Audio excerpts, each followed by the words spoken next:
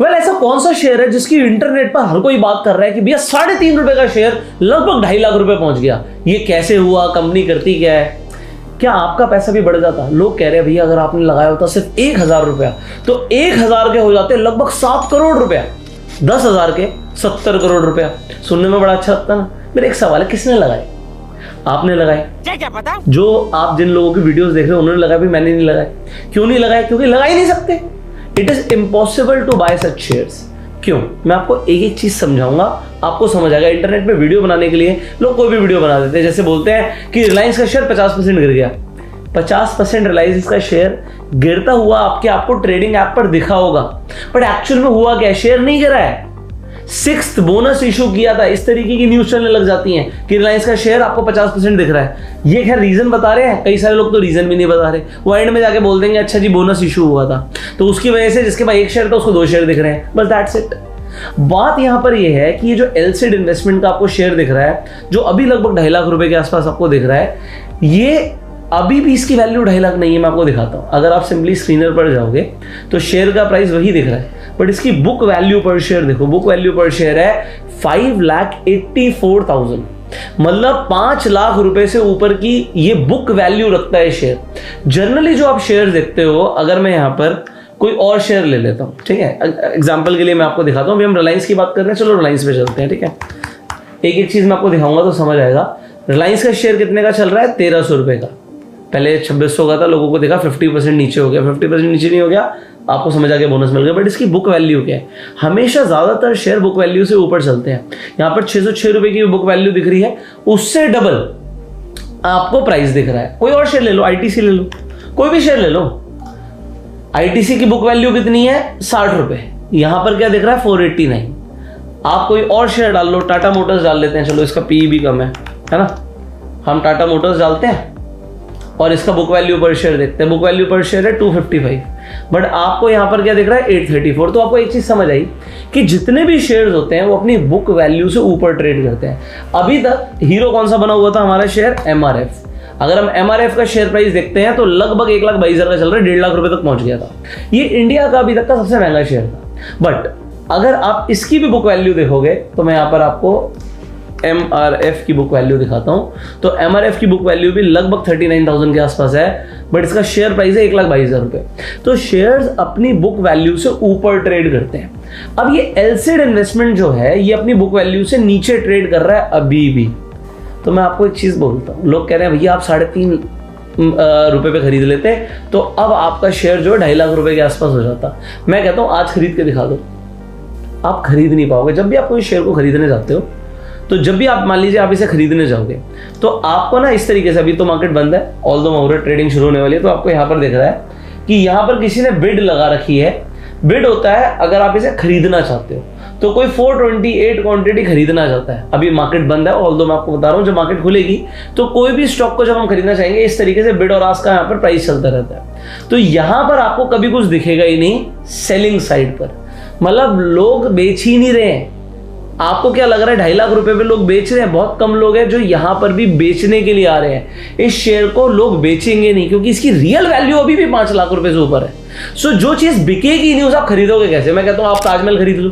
आप ताजमहल खरीद सकते हो? आप खरीद नहीं सकते क्योंकि कोई बेच ही नहीं रहा। तो स्टॉक मार्केट में इट इज अ मार्केट। आपके साथ एनएससी बीएससी एक्सचेंज है। एक्सचेंज पे क्या होता है? बायर होते हैं, सेलर होते हैं। किसी भी मार्केट में बायर होते हैं, सेलर होते हैं। इस शेयर को आप आज भी नहीं खरीद सकते। तो जब ये लिस्ट हुआ उसके बाद भी इसका प्राइस ऊपर जा रहा है। ऊपर क्यों जा रहा है? क्योंकि लगातार बाइंग ही आ रही है। अब पॉइंट यहां पर आता है, जब इसे अभी कोई नहीं बेच रहा तो इसे 3.5 रुपए पे जब ये था तब इसे कौन बेच रहा था? कोई भी नहीं बेच रहा था। अब मैं आपको एक और चीज बताता हूँ। ये कंपनी करती है, ये कंपनी एनबीएफसी है। So non banking financial corporation होते हैं एनबीएफसीज। अब इस एनबीएफसी का इतना ज्यादा बुक वैल्यू पर शेयर क्या? पहले तो बुक वैल्यू पर शेयर निकलता कैसे है? आपकी जो भी टोटल इक्विटी होती है उसे आप आउटस्टैंडिंग शेयर से डिवाइड करते हो। तो अब इससे आपकी क्या निकलती है? इससे निकलती है बुक वैल्यू पर शेयर। पॉइंट यहां पर ये है, इनकी होल्डिंग ही एशियन पेंट्स के अंदर है लगभग 11,000 करोड़ की, और वहां से इनकी कोई इनकम का कोई सोर्स नहीं है। ये एनबीएफसी एक्चुअल में एनबीएफसी की तरह काम भी नहीं कर रही है। इनको सिर्फ डिविडेंड इनकम आती है। तो जो एशियन पेंट से इनको डिविडेंड आता है, एशियन पेंट्स आपको पता ही है, क्लासिक मल्टीबैगर स्टॉक है, आज की रेट में भी लगभग 2900 रुपए से ऊपर का चल रहा है। पॉइंट यहां पर ये है, जो ये एशियन पेंट्स की इन्वेस्टमेंट है, इस इन्वेस्टमेंट से जो डिविडेंड आता है उसकी वजह से इस कंपनी की अर्निंग है। अब आपको एक कमाल की चीज दिखाता हूं कि एलसीड इन्वेस्टमेंट अगर आप यहां पे पढ़ोगे, इस स्टॉक ने जो इसका प्राइस था उससे 7 गुना ऊपर तो एज अ डिविडेंड लोगों को पे किया है। तो जो स्टॉक का प्राइस है ये जस्टिफाइड नहीं था, ये किसने देखा? सेबी ने। सो आप इस तरीके के आर्टिकल्स तो देखो इंटरनेट पर आते हैं, आप इन्फॉर्म्ड रहिए। पॉइंट यहां पर क्या है कि सेबी ने एक फ्रेमवर्क दिया था जिसे बोलते हैं special call auction with no price bands. इसमें जो आईसी थी, आईसी क्या होता है? इन्वेस्टमेंट कंपनीज और इन्वेस्टमेंट होल्डिंग कंपनीज, जिन कंपनीज ने दूसरी कंपनीज में इन्वेस्टमेंट कर रखी है, इन्हें बोलते हैं इन्वेस्टमेंट होल्डिंग कंपनीज।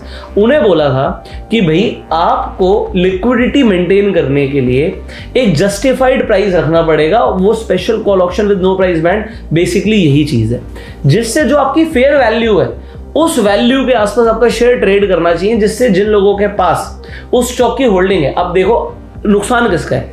नुकसान उनका है जिनके पास मान लो वो स्टॉक है, आपके पास स्टॉक है बट दिख रहा है यार 3.5 रुपए का, बट आपको पता है यार ये स्टॉक की वैल्यू तो 5 लाख रुपए है, बट आप बेच ही नहीं सकते क्योंकि वो ट्रेडिंग ऐप पर दिख ही नहीं रहा, किसी ब्रोकर पे वो उस हिसाब से ट्रेड ही नहीं हो रहा। बट अब क्या है, जब इसकी वैल्यू रियल वैल्यू के आसपास पहुंचेगी तो वहां पर लिक्विडिटी शुरू हो जाएगी, वहां पर लोग आके इन्वेस्टमेंट या फिर सेलिंग डिसीजंस ले पाएंगे।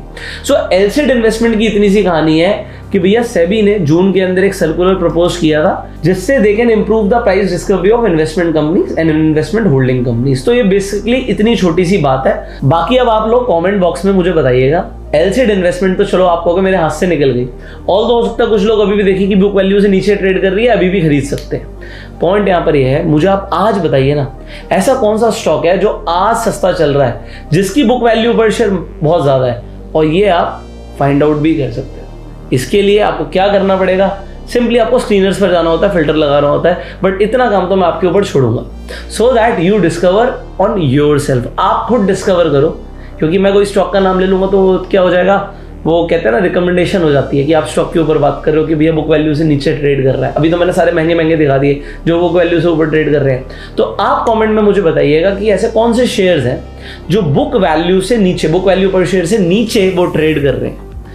आप अपना ओपिनियन कमेंट में बताइए, इस वीडियो को आप शेयर कीजिए। अगर आप स्टॉक मार्केट में नए हैं तो आप फ्री में जाके अपना डीमैट अकाउंट खुलवा सकते हैं, जिससे आप स्टॉक मार्केट में इन्वेस्टमेंट कर सकते हैं, ट्रेडिंग कर सकते हैं, म्यूचुअल फंड में इन्वेस्टमेंट कर सकते हैं, एसआईपी कर सकते हैं, ईटीएफ बाइंग कर सकते हैं और भी बहुत कुछ। बट उसके लिए आपको एक डीमैट अकाउंट चाहिए। फ्री डीमैट अकाउंट का लिंक आपको डिस्क्रिप्शन और पिन कमेंट में मिल जाएगा। और आप रेफर एंड अर्न से भी पैसे कमा सकते हैं। सिंपली अगर आप अपना अकाउंट खुलवाते हैं और आप किसी को रिकमेंड करते हैं तो आपको रेफरल इनकम मिलती है, जिसे हम एफिलिएट इनकम भी कहते हैं। तो कई सारे लोग एफिलिएट मार्केटिंग के थ्रू पैसा कमाना चाहते हैं, वो रेफर एंड अर्न के थ्रू कमा सकते हैं। आपको लिंक डिस्क्रिप्शन पिन कमेंट में मिल जाएगा। और अगर आपको एक एल्गो ट्रेडिंग सॉफ्टवेयर फ्री में चाहिए, जो स्क्रीन पर नंबर आ रहा है, इस नंबर पे आप हाई भेज दीजिए, आपको स्टेप्स मिल जाएंगे। We will see you in the next video. Till the time you share this video, comment करके शेयर का नाम जरूर बताना। आप ढूंढो और अपने जो अच्छे शेयर्स हैं उनका भी नाम आप कमेंट में बता सकते हो। Till the time you are self made and जय हिंद।